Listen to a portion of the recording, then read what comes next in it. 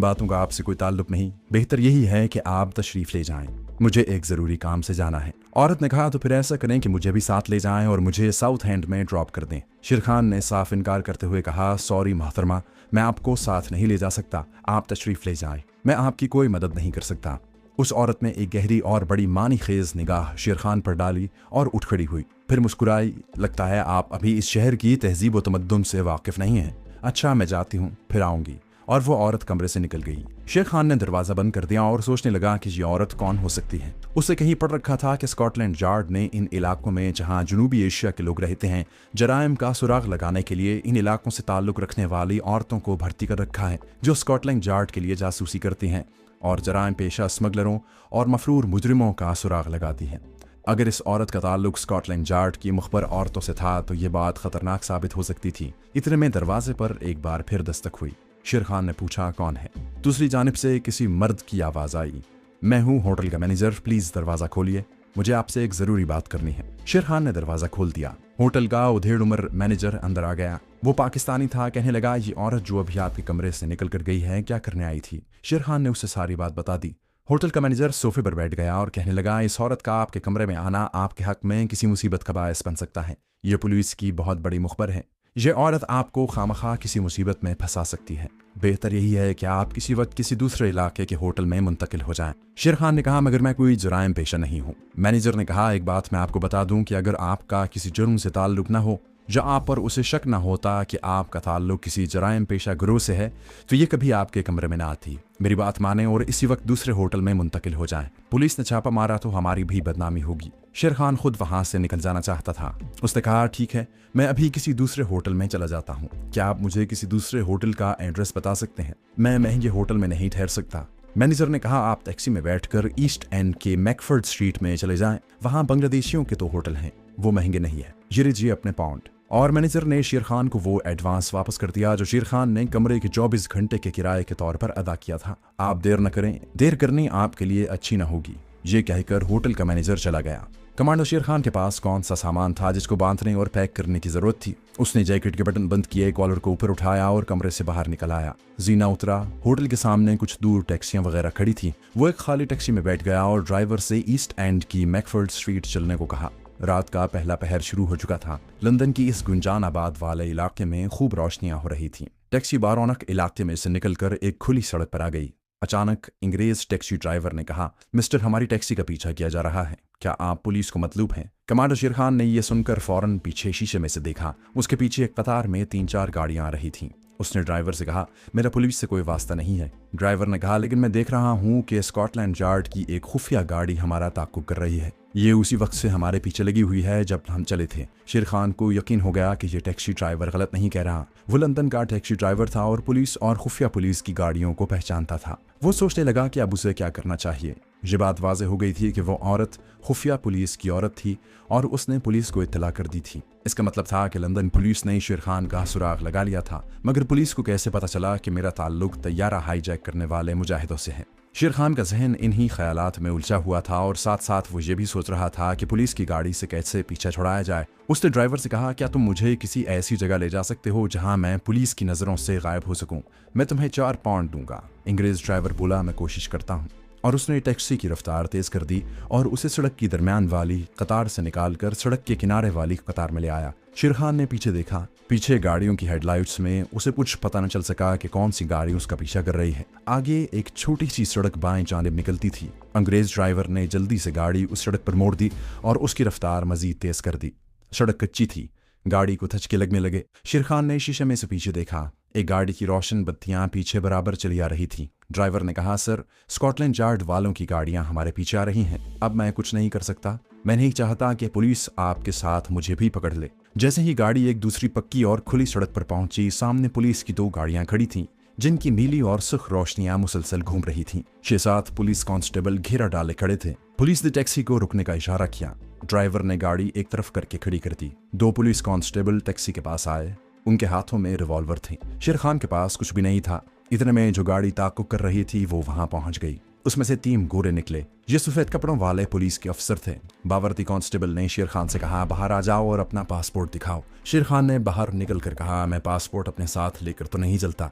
दोस्तों, आगे बढ़ने से पहले आपसे गुजारिश है कि अगर आपने अभी तक इस चैनल को सब्सक्राइब नहीं किया तो इसे सब्सक्राइब कीजिए और वीडियो पसंद आने की सूरत में इसे लाइक, शेयर और कमेंट करके हमें बताइए कि आपको हमारी वीडियो कैसी लगी। तो आइए कहानी की तरफ चलते हैं। पासपोर्ट मेरे होटल में है। सफ़ेद कपड़ों वाले अंग्रेज पुलिस अफसर भी अब शेर खान के पास आ गए थे। उनमें से एक ने आगे बढ़कर शेर खान को कहा, हम तुम्हें इंडियन एयरलाइंस का तैयारा अगवा करने और उसे गैर कानूनी तौर पर बरतानिया की सरजमीन पर उतारने के जुर्म में गिरफ्तार करते हैं। उसके साथ ही एक पुलिस कांस्टेबल ने बड़ी तेजी से उसके हाथ पीछे करके हथकड़ी लगा दी। 3 कांस्टेबल रिवॉल्वर लिए शेर खान को घेरे हुए थे। उन्होंने शेर खान को पुलिस की गाड़ी में धकेल दिया और खुफिया पुलिस और लंदन पुलिस की तीनों गाड़ियां शोर मचाती पुलिस स्टेशन की तरफ चल पड़ी। ये सब कुछ इतनी जल्दी हो गया कि शेर खान को कुछ सोचने का मौका ही न मिला। जब गाड़ियां पुलिस हेडक्वार्टर की तरफ जा रही थीं, तो शेर खान ने अपने साथ बैठे हुए गोरे पुलिस कांस्टेबल से कहा, आपके पास क्या सबूत है कि मेरा ताल्लुक हाईजैकिंग पार्टी से? पुलिस कांस्टेबल ने कहा, सबूत तुम्हें पुलिस हेडक्वार्टर चलकर मिल जाएगा। हम किसी सबूत के बगैर कभी नहीं पकड़ते। शेर खान ने एक बार फिर एहतजाज करते हुए कहा, आप लोग मुझे गैर कानूनी तौर पर गिरफ्तार करके ले जा रहे हैं। मेरा किसी हाईजैकिंग करने वाले गिरोह से कोई ताल्लुक नहीं है। उसके जवाब में अगली सीट पर बैठे हुए पुलिस इंस्पेक्टर ने कहा, मिस्टर शेर खान, तुम्हारे 2 साथी हमने गिरफ्तार कर लिए हैं। तुम्हारे बारे में हमें सब कुछ मालूम हो गया है। बेहतर यही है कि तुम खामोशी से बैठे रहो। तुम्हें शायद इल्म नहीं कि तैयारा अगवा करने के जुर्म में तुम्हें मौत की सजा भी हो सकती है। ये एक बैनुल अक़वामी कानून है और हमने इस कानून के तहत तुम्हें गिरफ्तार किया है। कमांडो शेर खान खामोश हो गया। उसके 2 साथी उन्होंने गिरफ्तार कर लिए थे। ये एक बहुत बुरी खबर थी। पता नहीं शाहिद अली, हमजा और महमूद में से कौन गिरफ्तार हुआ था। शमशाद तो एयरपोर्ट पर ही शहीद हो गया था, लेकिन उनका मिशन कामयाब हो गया था और जहाद कश्मीर का लीडर भारत की कैद से निजात हासिल कर चुका था और तहरीक आज़ादी कश्मीर की रहनुमाई के लिए अपने मुजाहिदों के दरमियान पहुंच गया था। शेर खान का ख्याल था कि बैनुल अक़वामी क़वानीन के रूह से उसे जिस सरजमीन पर गिरफ्तार किया गया है, उसी मुल्क की अदालत में उस पर मुकदमा चलाया जाएगा, लेकिन ऐसा न हुआ। कुछ अरसे के लिए उसे लंदन के एक पुलिस स्टेशन की हवालात में सख्त हिफाजती इंतजामात के तहत कैद रखा गया। इस दौरान ही उसे पता चल गया कि बरतानिया की हुकूमत उसे भारतीय हुकूमत के हवाले करने वाली है। शेर खान ने हल्फिया बयान दिया था कि वो कश्मीरी हुर्रियत पसंद है और पाकिस्तान से उसका कोई ताल्लुक नहीं है, इसलिए पाकिस्तानी सफारत खाने के लिए खामोशी इख्तियार किए रखना ही बेहतर था। वैसे इखलाकी तौर पर इंग्लिस्तान की प्रेस ने दबी जबान में इस राय का ज़रूर इजहार किया कि कश्मीरी फ्रीडम फाइटर शेर खान पर लंदन ही की किसी अदालत में मुकदमा चलना चाहिए, लेकिन हुकूमत बरतानिया को भारत की खुशनुदी मंजूर थी। चुनाचे एक रोज़ रात के 2 बजे कमांडो शेर खान के कड़े पहरे में भारतीय कमांडो बटालियन फोर्स के कमांडोज के हवाले कर दिया गया, जो खास इस मकसद के लिए नई दिल्ली से लंदन आए थे। लंदन की अदालत से शेर खान को फिर भी इंसाफ की तवक्को थी, लेकिन भारतीय हुकूमत से इंसाफ की तवक्को रखना अबस था। उसे मालूम था कि भारत की सरजमीन में पहुंचते ही उसे हर किस्म की गैर इंसानी वहशियाना अजियतें देकर हलाक कर दिया जाएगा। शेर खान को अपने साथी मुजाहिदों के अंजाम की कोई खबर नहीं थी कि अगर वो पकड़े गए तो क्या उन्हें भी भारतीय दरिंदों के हवाले कर दिया गया है या नहीं। रात के 3 बजे लंदन के हीथ्रो एयरपोर्ट से इंडियन एयरलाइंस का एक स्पेशल तैयारा कमांडो शेर खान को लेकर भारत की तरफ परवास कर गया। दिल्ली एयरपोर्ट से कमांडो शेर खान को जंजीरों में जकड़कर सीधा बदनाम तरीन और कश्मीरी मुजाहिदों की कातिल जेल तिहाड़ जेल में लाकर बंद कर दिया गया। 1 हफ्ते तक उससे पूछगिछ होती रही। इस दौरान उसे हर किस्म की अजियत दी गई और उससे उसके साथियों के बारे में पूछा गया कि वो कौन कौन थे और लंदन या यूरोप के किस शहर में रूपोश हुए हैं। वहाँ पहली बार शेर खान पर यह खुशगवार इंकशाफ हुआ कि उसके साथियों में से कोई भी गिरफ्तार नहीं हुआ और लंदन पुलिस ने जो उसे कहा था कि उसके 2 साथी गिरफ्तार कर लिए गए हैं, ये पुलिस की ब्लफ चाल थी। शेर खान ने दिल में खुदा का शुक्र अदा किया कि सिर्फ वो अकेला ही गिरफ्तार हुआ है और उसके बाकी साथी मां सिवाय शहीद शमशाद के जिंदा और मफरूर हैं। उसे यकीन था कि वो किसी न किसी तरह जरूर कश्मीर के महाज पर वापस पहुंच जाएंगे। 1 हफ्ते के बाद उसे लखनऊ की जेल में मुंतकिल कर दिया गया, क्योंकि जहाज लखनऊ से अगवा हुआ था और भारतीय इंटेलिजेंस ये मालूम करना चाहती थी कि लखनऊ में वो कौन कौन लोग थे जिन्होंने जहाज के अगवा करने में मुजाहिदीन की मदद की थी। अदालत में शेर खान का चालान तैयार करके पेश कर दिया गया। अदालत की कार्रवाई महज एक दिखावा थी। जब पेशी के वक्त शेर खान को अदालत में जज के सामने पेश किया जाता तो अक्सर औकात तशद्दुद की वजह से उससे चला नहीं जाता था और चेहरा ज़रबात के निशानों से नीला पड़ गया होता था, मगर जज ने इसका कभी नोटिस नहीं लिया था और पुलिस को उसका मजीद रिमांड दे दिया जाता था और शेर खान पर तशद्दुद का सिलसिला दोबारा शुरू हो जाता। अदालत की कार्रवाई तो महज दुनिया को दिखाने के लिए थी। असल मकसद कमांडो शेर खान को लखनऊ में रखकर उससे वहाँ की खुफिया तंजीम के मुजाहिदों के बारे में मालूमात हासिल करना थी, जिसमें इंडियन इंटेलिजेंस बुरी तरह नाकाम हो रही थी, क्योंकि कमांडो के जबान खोलने का सवाल ही पैदा नहीं होता था। उसमें तशद्दुद करने वाले चीफ इंटेलिजेंस को खुले लफ्जों में कह दिया था कि मौत को खुशी खुशी गले लगा लेगा, लेकिन अपने साथी मुजाहिदों के बारे में कुछ नहीं बताएगा। हर तरह से और हर तरफ से नाकाम हो जाने के बाद तैश में आकर लखनऊ के इंटेलिजेंस चीफ ने उत्तर प्रदेश के इंस्पेक्टर जनरल पुलिस को लिख भेजा कि मुजरिम शेर खान पर वक्त और रुपया ज़ाया करना बेकार है। राय में इसे लखनऊ एयरपोर्ट पर सरेआम फांसी दे दी जाए ताकि दूसरे लोगों को इससे इबरत हो। लेकिन आईजी पुलिस ने इस तजवीज़ से इत्तेफाक न किया और लिखा कि मुजाहिद शेर खान से कुछ वक्त के लिए मजीद पूछगिछ जारी रखी जाए। इंटेलिजेंस चीफ मालिक राम जहर के घूंट पीकर रह गया। वो शेर खान को अजियतें दे देकर हलाक कर देना चाहता था। इसकी वजह यह थी कि जिस जहाज़ को मुजाहिदों ने हाईजैक किया था उसके मुसाफिरों में लखनऊ गर्ल्स कॉलेज का जो ग्रुप शामिल था उसमें इंटेलिजेंस चीफ मालिक राम की बेटी सुशीला भी थी। चुनाचे इंटेलिजेंस चीफ कमांडो शेर खान से अपनी बेटी को पहुंचाए गए जहनी सदमे का बदला लेना चाहता था। हालांकि पांचों मुजाहिदों ने जहाज़ को हाईजैक करने के बाद तमाम मुसाफिरों खुसूसन खवातीन से बिला इम्तियाज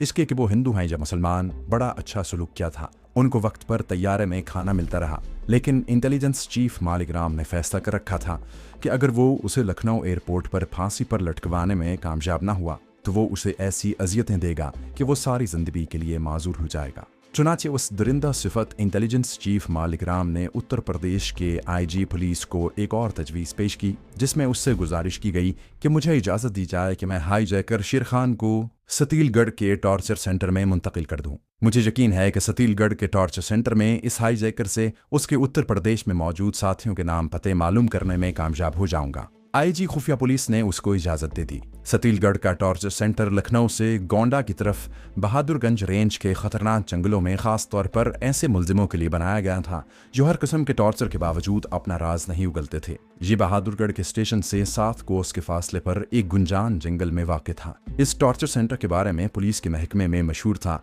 कि बड़े से बड़ा सख्त जान शख्स भी वहाँ के अजियत 2 दिन से ज़्यादा बर्दाश्त नहीं कर सकता और ज़बान खोलने पर मजबूर हो जाता है। इस टॉर्चर सेंटर में अजियत देने के तरीके बड़े वहशियाना और सबसे अनोखे थे। बहादुरगढ़ रेंज का ये हलाकत खेज जंगल जहरीले हशरातुल अर्ज और इंसानी खून के प्यास से शेर चीतों से भरा हुआ था। इस टॉर्चर सेंटर का सिक्योरिटी स्टाफ और अमला ऐसे सिपाहियों पर मुश्तमिल था जो कई मुलजिमों को गैर इंसानी अजियतें देकर हलाक कर चुके थे। ये जल्लादों से भी बढ़कर संगदिल सिपाही थे। उन्हें जंगल में रहने का स्पेशल अलाउंस मिलता था और अगर उनके हाथों कोई बेगुनाह मुलजिम मर जाता था तो उनसे कोई बाज फुर्स नहीं होती थी, बल्कि उल्टा इंटेलिजेंस चीफ मालिक राम की तरफ से इनाम दिया जाता था। मालिक राम इस टॉर्चर सेंटर का इंचार्ज था। इस जल्लाद को शेर खान से उसके साथियों के बारे में मालूमात हासिल करने से इतनी दिलचस्पी नहीं थी। वो तो उससे अपनी बेटी सुशीला को जहाज के साथ अगवा करने और उसे जहनी सदमा पहुंचाने का इंतजाम लेना चाहता था।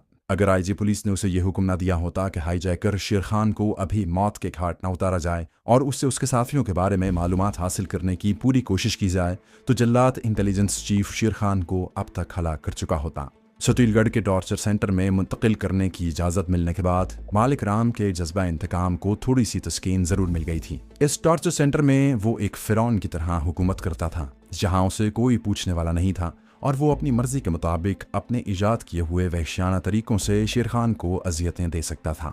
एक रात शेर खान को पुलिस की बंद गाड़ी में बिठाकर लखनऊ से सतीलगढ़ टॉर्चर सेंटर की तरफ रवाना कर दिया गया। इंटेलिजेंस चीफ मालिक राम भी एक गाड़ी में उसके साथ था। मुजल्लाह पुलिस गार्ड की 2 गाड़ियां आगे पीछे थीं। जिस बंद गाड़ी में कमांडो शेर खान को ले जाया जा रहा था वो दरमियान में थी। कमांडो शेर खान को हथकड़ी लगा दी गई थी। उसके पीछे इंटेलिजेंस चीफ मालिक राम की गाड़ी थी जिसकी हिफाजत के लिए सिक्योरिटी गार्ड का दस्ता गाड़ी में मौजूद था। उसके पीछे पुलिस गार्ड की दूसरी गाड़ी थी। ये गाड़ियां सतीलगढ़ को जाने वाली सड़क पर रात के अंधेरे में रवां-दवां थी। दिन निकल रहा था जब गाड़ियां गोंडा बहादुरगंज रेंज के जंगल में दाखिल हो गईं। ये ऐसे पुरखतर जंगल थे कि जहां शिकारी भी सोच समझ कर कदम रखते थे और सिर्फ तजुर्बाकार शिकारी ही उधर का रुख करते थे। अनाड़ी शिकारी आम तौर पर शेर चीतों का लुकमा बन जाते थे। जंगल कैसे भी हों वहाँ जंगली लोगों की झोंपड़ियाँ कहीं ना कहीं जरूर नजर आ जाती हैं, लेकिन सतीलगढ़ के इस जंगल में दूर दूर तक किसी इंसान की सूरत नजर न आती थी। इंटेलिजेंस के महकमे ने सूबाई हुकूमत की इजाज़त से सख्त जान मुलजिमों से राज उगलवाने के लिए टॉर्चर सेंटर के वास्ते खास तौर पर इस जंगल को मुंतखब किया था। यहाँ चीफ मालिक राम का कानून चलता था। आमतौर पर जहाँ मुलजिमों को हलाक करने के लिए ही ले जाया जाता था, अजियत के अलावा उन पर तरह तरह के तिब्बी तजुर्बे किए जाते थे। एक बार जहाँ डॉक्टरों की एक टीम आई जो सांप के कांटे का तीर बहदफ तरियाक इजाद करना चाहती थी। इस टीम ने 3 मुलजिमों को पहले जहरीले सांपों से डसवाया, फिर अपने तैयार करदा इंजेक्शन लगाए, लेकिन तीनों मर गए। इस टॉर्चर सेंटर की पुलिस भी जराइम पेशा अफराद पर मुश्तमिल थी, जिनमें से अक्सर सजा याफ्ता थे और उन्हें हुकूमत की खुसूसी इजाज़त से कॉन्ट्रैक्ट पर भर्ती किया गया था। इनमें कातिल भी थे जो 7-7 साल की सजा भुगत चुके थे। टॉर्चर सेंटर की इमारत के 4 कमरे थे। एक कमरा चीफ मालिक राम के लिए मखसूस था।